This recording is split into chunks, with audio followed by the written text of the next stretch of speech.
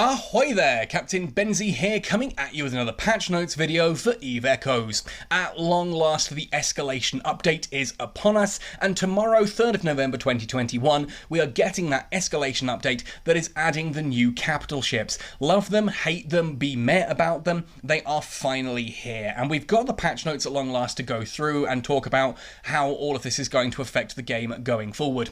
Now, please be aware, as a patch notes video, there is no form of shiny, flashy graphics on this at all. It's going to be me reading the patch notes and talking about my opinions and thoughts on how that is going to impact the game.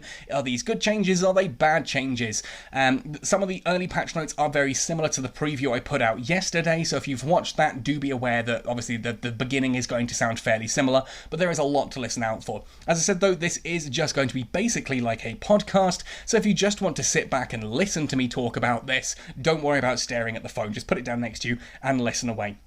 Now, I want to know what your thoughts and opinions on all of this update is for you. I want to know what you're excited about, what you're not looking forward to, what you think. I really want to know what it is that you think and feel about these patch notes as we go forward into the escalation update. So please do let me know in the comment section down below how you feel about all of this. As I mentioned yesterday, which apparently surprised some people, I do constantly give all of the feedback that I receive in the comment section to the developers as well. It's not just my opinions that I pass through.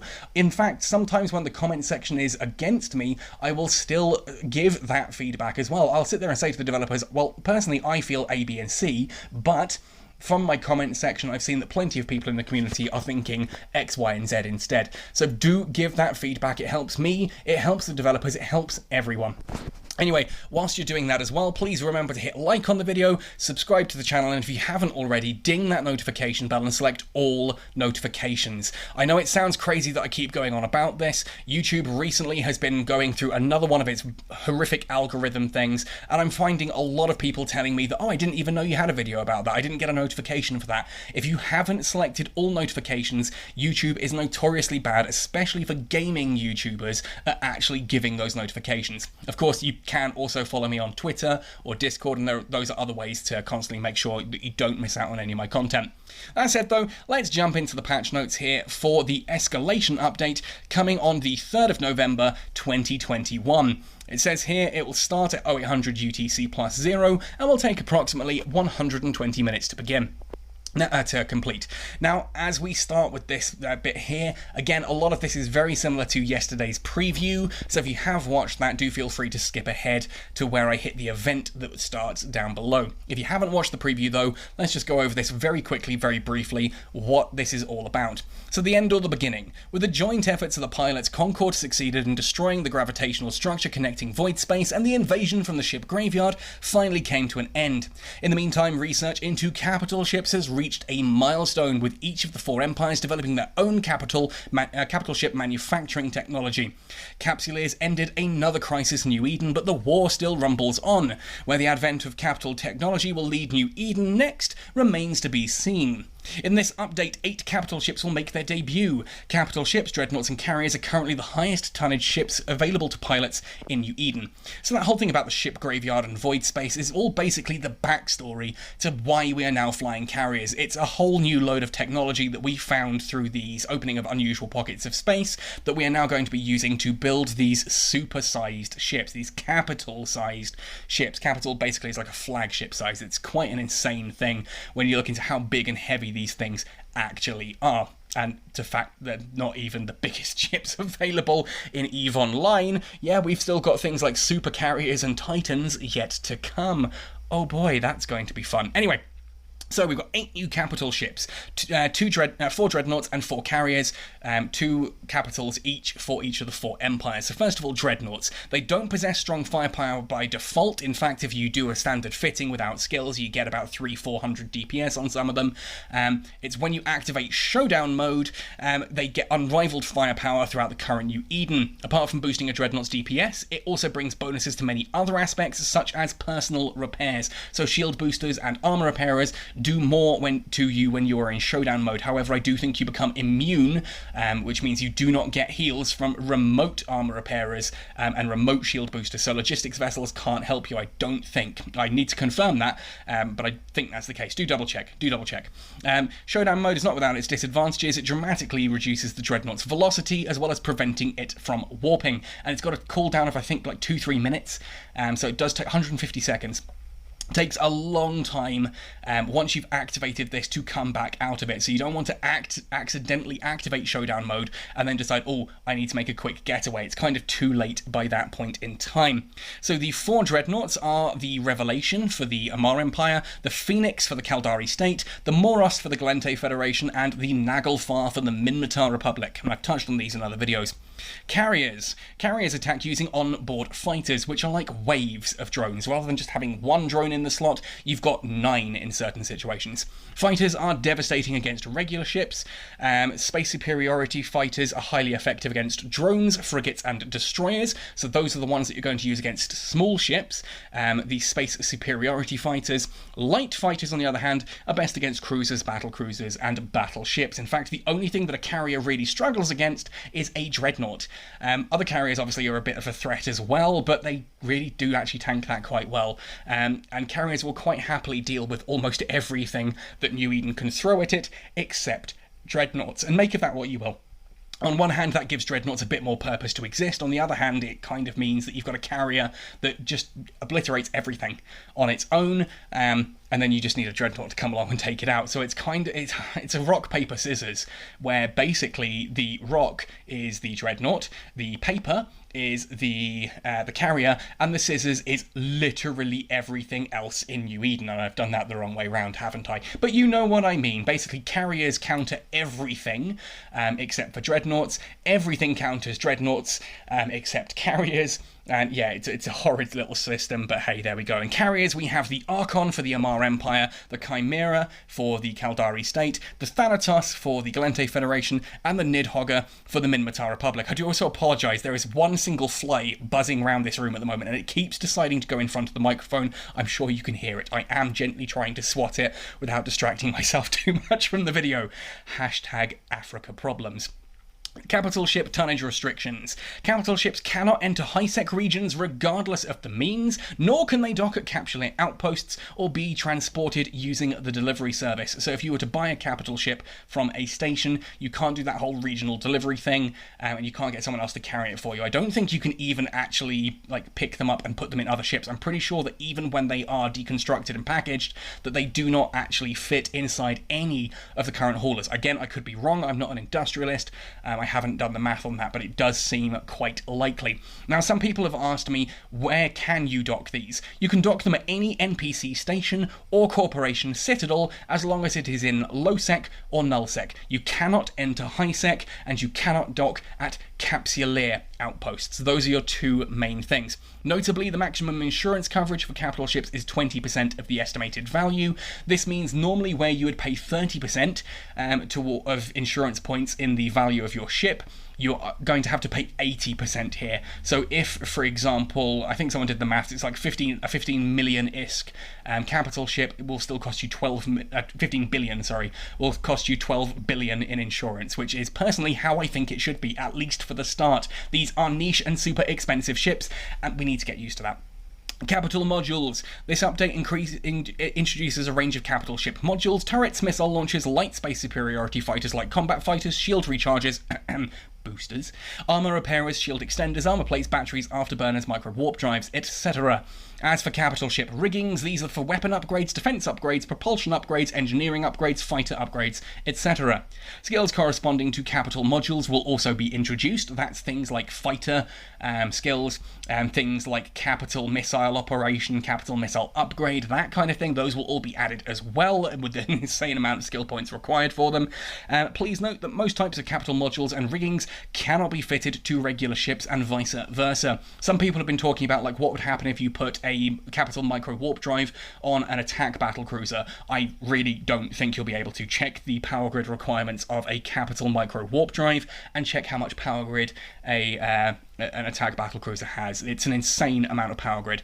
I don't think you are literally kept away from doing that. It's just the power grid that's the problem. When you look at the rigs, for example, capital rigs will explicitly state capital license required. That's not some people have been saying, oh, capital license, that means I have to pay real world money to get the capital ships.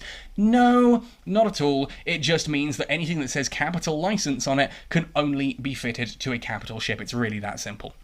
Then we have sinusoidal jumps and all of the jargon that comes with this. Sinusoidal field generators are high slot modules. Oh no, they're mid slot modules. They've corrected this here.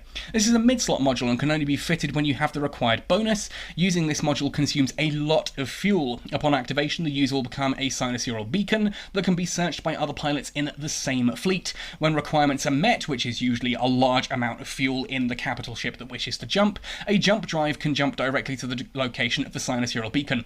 No, normal ships cannot do this. You can only fit a sinusoidal field generator on a ship that has the bonuses to it. We don't know what those are yet, and we know that only a ship with a jump drive can actually jump across, and currently the only ships with jump drives are the dreadnoughts and the carriers. So you light a sinusoidal beacon, you fly your little sinusoidal field generator fitted ship into the middle of enemy territory, you light yourself up as a beacon, and then all of the capital ships in the same fleet as you can jump to your position no matter which star system they're in, as long as they have enough fuel to complete the jump. We then have the Sinusoidal Beacon Tower, which is a corporation add-on structure that you can add to your own corporation citadels, and that basically forms a beacon that people can always jump back to, and your own corporation can jump back to that beacon. Very useful if you want to move a load of capital ships. You Sinusoidal jump them to a beacon off in enemy territory. Then at the end of that engagement, they can all lock back onto that beacon tower and jump back home. Then there's the Sinusoidal Jammer Tower, which is a corporation add-on structure. All pilots, when activated, all pilots in the same system cannot activate sinusoidal field generators. So if you see someone slip into your system and you think they're about to activate a sinusoidal field, you activate this and suddenly they can't. It blocks the creation of additional sinusoidal fields in that same system, which is the only counter you have to a hot drop. If you do not spot that ship and get that activation up for the Sinusoidal Jammer Tower, you are going to have a beacon in your system, and then you're going to have a whole load of pain dropping into you in the shape and form of a bunch of capitals. Not a lot of fun. There's not much you can do about it at that point. We then have the capital ship Rally Point. This is a new type of cosmic anomaly space, which is exactly what I wanted. I did not want new capitals to be added to current ratting anomalies, but they have added a new type of anomaly that has them. Only sovereignty systems that have anchored pirate observation arrays are able to detect the abnormal signals of pirate ships. Once detected, the stealth mechanism of this anomaly space signal will fail, allowing all pilots in the system to find it, which is basically the fluffy backstory way of saying, if you have a pirate observation array on a citadel, you will occasionally spawn capital ship rally points as a new type of anomaly that does contain capital ships. If you destroy those, you're going to find capital ship debris along with capital ship modules, and that's how we're going to be getting those. Now, it says here that they are pirate capitals. This has led some people to be like, oh, do they mean things like the Chemosh and the others that, like the Vendetta, other ones that I can't remember their name right now?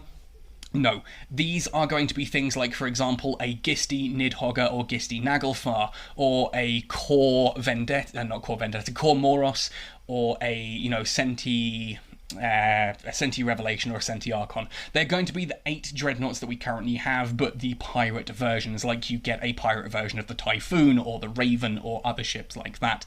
Yes, there are pirate faction dreadnoughts. There are 3 of them. There's one for Blood Raider, one for Gurustus, and one for Serpentis. Again, I don't remember the full names off the top of my head, but they do exist. In EVE Echoes, they will not exist for a long time yet. I don't think we need them. I would bet money on them coming eventually, just a long time off yet. That's not what they're talking about here. They're talking about standard capital ships, just with the pirate tag. NPC versions that you're going to be blowing up. Enemies in capital ship rally points are usually formed by both capital ships and normal ships, dreadnoughts and carriers as main ships, escorted by battleships and battle cruisers. In addition to a high bounty, capsuleers can also contain capital ship modules and damaged hull for reverse engineering capital ship blueprints. As I said, this is how you're going to get the capital ship modules. And it's how you're going to get the debris for reverse engineering those blueprints. And I like this. I like that it is a dedicated new way of doing it. And yes, I even like the fact that it is in sovereign space.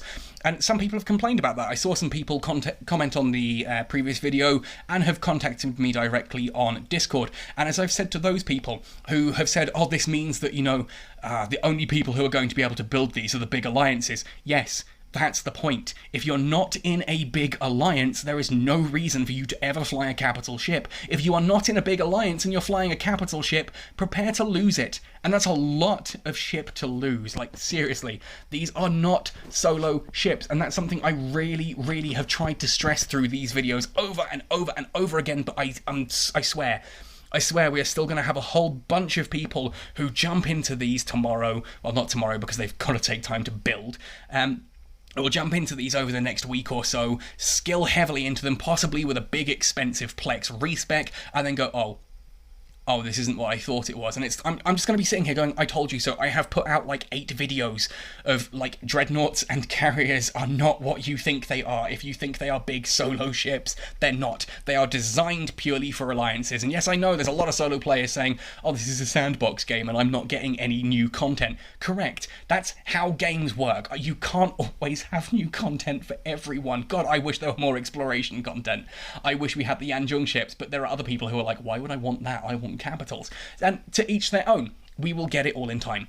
Anyway, for those of you who have gone into the thing down below, into the description, and clicked the timestamp to get to this point, welcome back. For those of you who listened through that entire slog, thank you very much. I did add a new couple of bits and pieces in there that I just thought of, you know, responding to some feedback. Anyway, the new stuff that was not in the preview. First of all, a new event, the Underground Market. Ooh, this is the first time I'm reading this, so bear with me here. The event duration is from midnight on November 4th, that's the day after the patch lands, through to the 25th of November. About the event. Recently, the Concord Customs commissioned capsuleers, well, that's a lot of to discover a shipment of secret trafficking containers at data sites as well as relic sites. Yes! Exploration content! Secret trafficking container is a type of safe with an encrypted channel inside that requires specific decoding credentials to open. New Eden Store has a new underground market selling the credentials to open these secret trafficking containers for a limited time. Open these containers for a chance to get a Death Wish nanocore. Oh, that sounds badass. Refine the Death Wish nanocore to get triangle coins that can be exchanged to a Death Wish nanocore opt box in the underground market. So I'll do a video on this once I know a bit more, but what that looks like is we are going to have a special event shop added to the game, which will add a special decoder. You'll be scanning down specific data and relic sites, these trafficking containers, which you can then open for these new nanocores and opt boxes for those nanocores as well. That sounds pretty cool. Anything that gives me a reason to actually go exploring is good. We still haven't fixed those exploration rates, I don't think. Along with the Interstellar Bazaar Neon Rain, and that's an awesome name.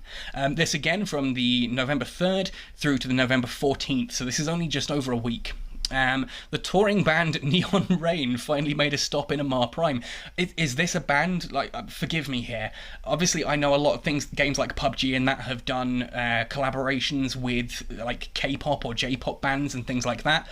Is this an actual band that I just don't know about because I'm old and fossilized, or is this an Eve Echoes thing? I don't know. I need to do some research on that. It sounds pretty cool either way. They've made a stop in Amar Prime. As a prelude to the commercial festival Interstellar Bazaar, their gig was a huge success. Concord SCC had to get down to busy work once again to maintain the order. I've got to say, I love the fact that we have lore in the game and these bits of backstory now. During the event, all insurance claims will generate extra market orders. Can I get an alleluia from the industrial section? Please. During the event, the transaction tax will be reduced by 7% and shelving tax by 3%, but only at Amar 8, Oris Moon 4 Expert Distribution Retail Centre, which is the Amar Interstellar Trading Centre. So that is where you're going to be doing all this. And again, it's a little bit disappointing that it is at Amar again. I do wish they'd moved this to Paytor or to one of the other ITCs out there, but hey, it's something. It's still a reason to get away from freaking Jita. During the event weekend, November 6th, November 7th, November 13th, and November 14th, all anomalies will see an increase in drop rate, 50% in the probability of dropping modules when killing pilots, and a 25% increase in the probability of dropping hulls. So get out there into those dead space anomalies and get looting. This also works really nicely for those new capital anomalies as well, because that means during those weekends, 50% additional capital-sized modules and 25% more capital ship debris.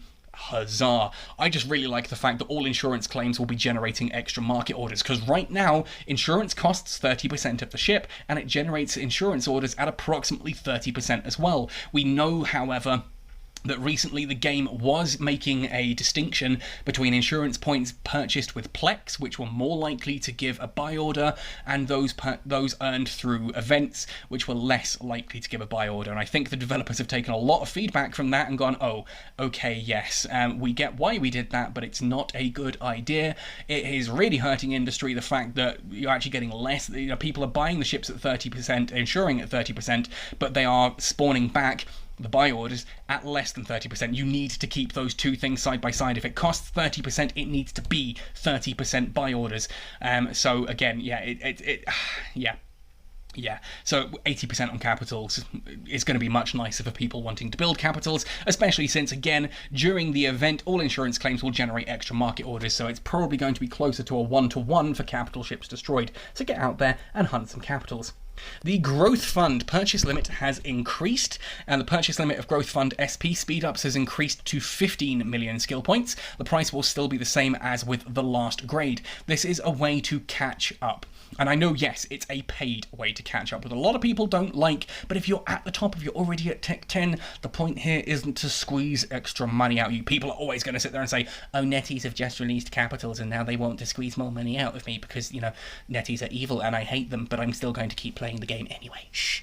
Anyway, the point I'm getting at here is this is a catch-up mechanic. This means that if you are someone who has just started the game and you really, really, really want to get up to tech level 10 in order to fly these kind of things, to get through those tech barriers, yeah, you can spend a little bit of money, support the game, and get there faster. Oh no, how awful. Anyway, worth mentioning, a large performance optimization. Performance mode, which is not a ship mode.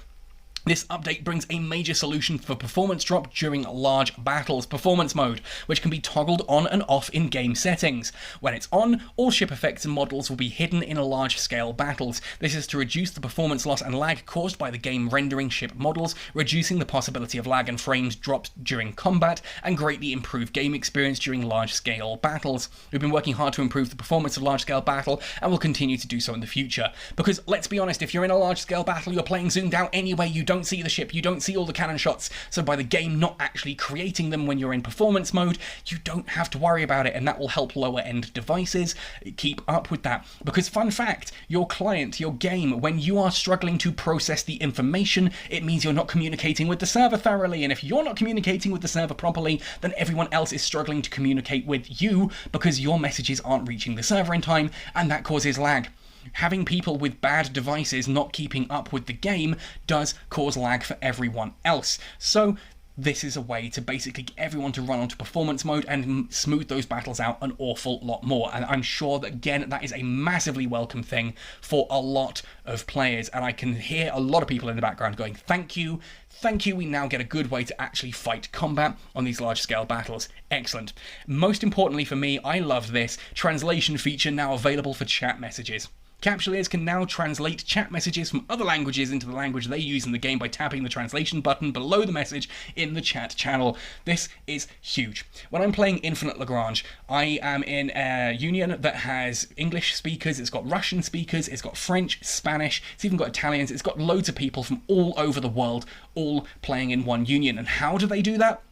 Because the game has an auto-translate. When they type in their native language, I can just tap on the message and it Google translates it, or whatever magic and sorcery it is behind the scenes, into English. And yeah, it's not perfect, but I can understand what they're saying, and I don't have to sit there and copy it out and type it into Google Translate or something to get an idea. I'm right there in the game, and we can just talk in our native languages and then each tap. So if I type something in English and someone who doesn't speak English gets that message, they can just tap on it and it will translate it into whatever language they are using. No No, it's not perfect, but my god, it's better than not having it. It is such an amazing quality of life, and I'm super excited to have that here in Echoes, because it means I can finally say, well fought, hope to fight you again to people, and they're going to actually know what I'm saying without just going GG or GF. You can actually have a conversation with people from around the globe. And in a game like EVE Echoes, where we are playing with people from all over the world, that's huge. That is smashing the language barrier to teeny tiny itty bitty pieces. Then we have some optimizations. Number 1, updated estimated prices based on successful transactions in the market. That's how you know these are authentic patch notes. Limited time event, Interstellar Bazaar, Neon Rain, as we saw earlier. Total estimated value of the items are now displayed on the contract page. Excellent. That's really nice little quality of life change there. The local member list now displays player info in simple mode. I think this is when you you minimize it down, it still shows the full detail but gets rid of the image. That's pretty cool. Number 5, you can now navigate by tapping the addresses on contracts. Yes. Finally, when someone drops me a skin or a blue or green nanocore for a frigate or a destroyer, and they drop it in some distant station that I've never even heard of, I don't have to manually remember that, type it into the navigation maps, and then pilot through it that way. I can just tap on it. Oh boy, I can just tap on it, and then autopilot's already set. That's it. It's minor, but that's such a nice quality of life change. And my goodness, okay, so no patch note changes there. An interesting aside. Now, when we read the preview, there was talk that sinusoidal field generators could only be fitted to certain ships. It doesn't actually say that here, and there's no mention in the notes of ships getting specific bonuses. Now, unfortunately, that does mean that it doesn't look like we're going to have the 3rd mid-slot for the Explorer frigates. Looks like we're going to have to wait a little bit longer for that. Come on, NetEase, seriously, how hard is that just to shove into a patch for us? It'll shut me up nicely. But otherwise, there's a lot of really cool events there. I may not personally be overly excited about capital ships being added to EVE Echoes, but I know a lot of people are, and for them, congratulations, they are here. For the rest of us, we get some really cool events. We get some very nice buffs here to industry, which, although admittedly are only for a short duration, may preclude eventually us getting more in the future. So having some bigger and more sweeping industry changes. They can use this as a test bed, see how it works, how it impacts the game, and then adjust behind the scenes accordingly. And that to me is really, really exciting. But oh my god, that translation feature, I was not expecting that. I am super happy to have that in.